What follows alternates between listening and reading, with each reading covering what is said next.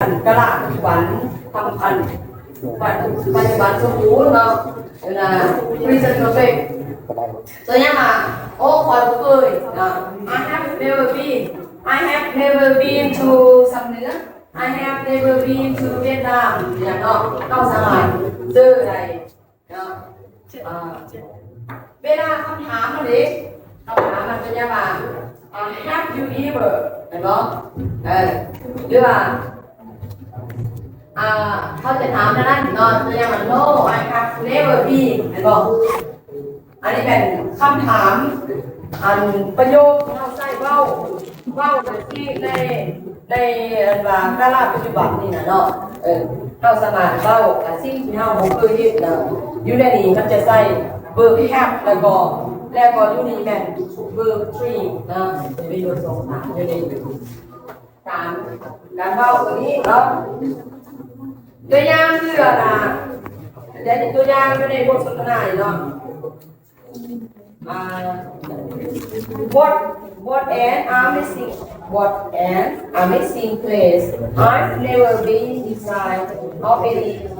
place as old as moonlight this one that's right it's quite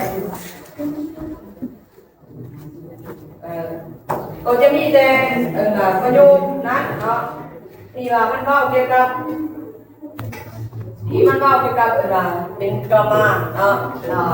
อยู่ในนี้พลังสามารถไปปรับเปลี่ยนเนาะใช้ในการเว้าเนาะตัวอย่างว่าเวลาเขาจะถามคนอื่นเนาะเขาจะถามคนอื่นว่าเจ้าเคยไปมาบ่ตัวอย่างเนาะเวลาที่เขาอยากร่วมกับคนตามเพจนะเนาะตัวอย่างว่าคนตามเพจมาท่องเที่ยวอยู่เวียงไสเนาะมาท่องเที่ยวอยู่เวียงไสแล้วเขาอยากถามเขาว่าจะเคยมาบ่เวียงไสเห็นบ่เขาจะถามว่าคำถามนี้เขาจะถามว่า have you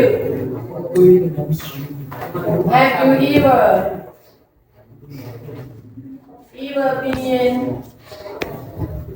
เข้าสมา have you ever been in เวียงไสกันเนาะ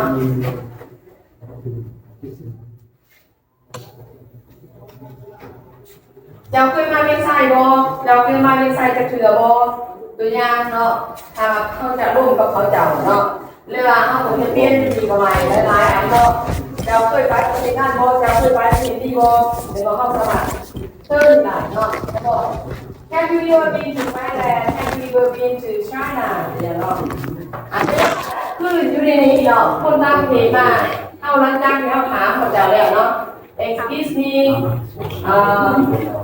where are you going เห็นบ่แล้วเขาจะถามเขาจะไปไสเนาะเขาจะไปเที่ยวทำอย่างเนาะเพราะฉะนั้นสามารถถามเขาว่า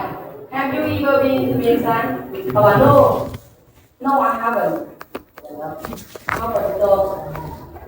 หรือว่าขณะเขาเคยมาเนาะคำตอบของมันถ้าเขาจะเคยมาเขาจะตอบแบบนี้ค่ะเนาะ Yes I have is my second time อย่างเนาะ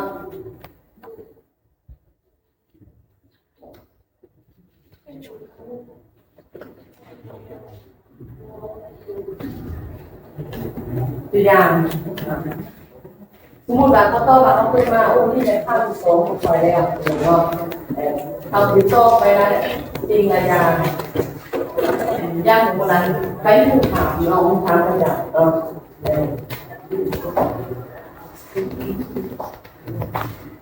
อันนี้สำหรับคนที่อันนี้คือในบทสนทนาเนาะคำถามเกี่ยวกับอะไรจะเคยมาบ่หรือปล่อยบ่เคยมาจะเพื่อปล่อยบ่เคยมาเที่ยวเวียงไสจะเพื่ออันนี้เป็นวิวเนี้ย is very beautiful ตัวอย่างเนาะปล่อยบ่เคยมาที่จะเพื่อมันงามหลายตัวอย่างเนาะ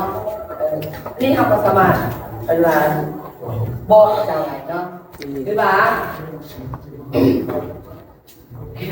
เฮาจะสามารถถามเกี่ยวกับอันอื่นอาหารอะไรเนาะ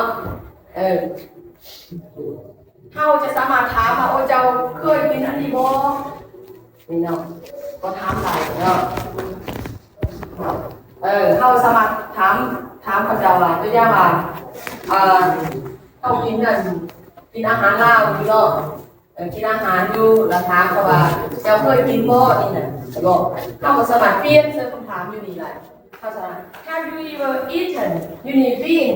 นี่ฮะก็เป็นว่า eaten เนาะ eat eaten Have you ever หรือว่าเขาจะเจอHave you ever eat this food หลายเนาะเขาบีนี่อันนี้เขาสลัดเปลี่ยนอยู่นี่แหละเนาะจะถามถึงอาหารถามถึงเครื่องนุ่งถามถึงเครื่องนุ่งอะไรเนาะHave you ever beer อย่างเนาะ Have you ever tried ตัวอย่างเข้าสมัครถามมาจากไหนเนาะอันนี้เป็นเปลี่ยนเป็นแบบคำเบ้าอยู่ในนี้น้อยเดียวนะเจ้าเคยไปบ่ Have you ever gone เห็นบ่เจ้าเค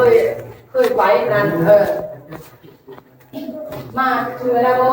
เนาะ Have you ever been เจ้าเคยมาดีบ่ Have you ever eaten Have you ever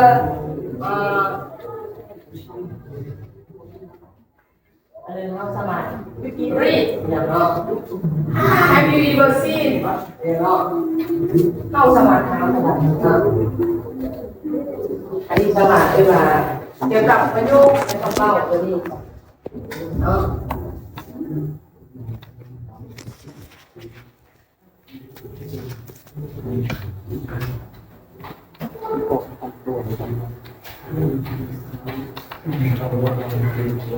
เอายังมีคำถามบอกเกี่ยวกับคำถามตัวนั้นเนาะคำถามกับตัวคำเล่าตัวนั้นยังมีคำถามบอก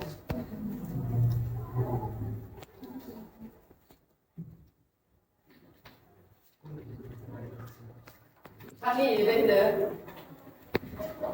หัวจานมาเลยเนี่ยบริเวณซ้ำ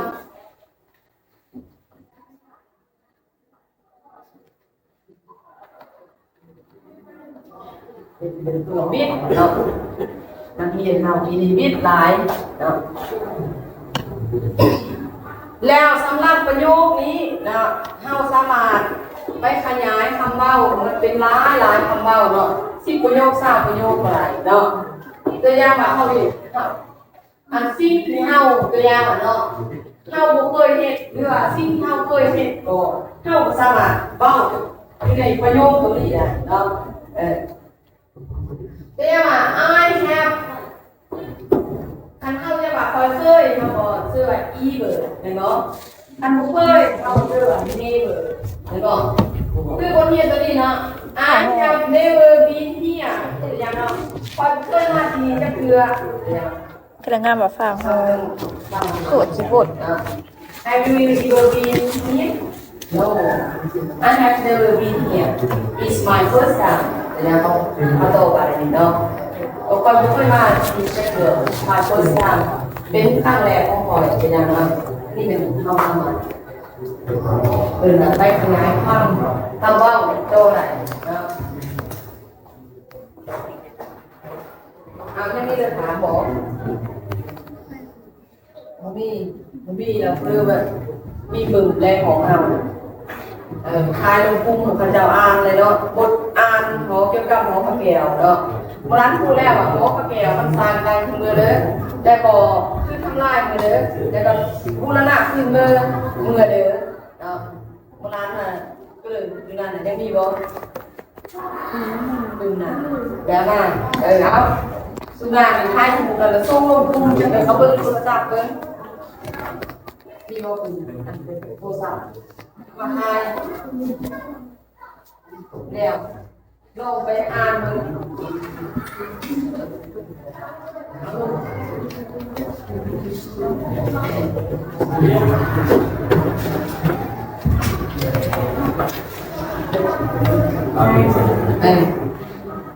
คำถามเลย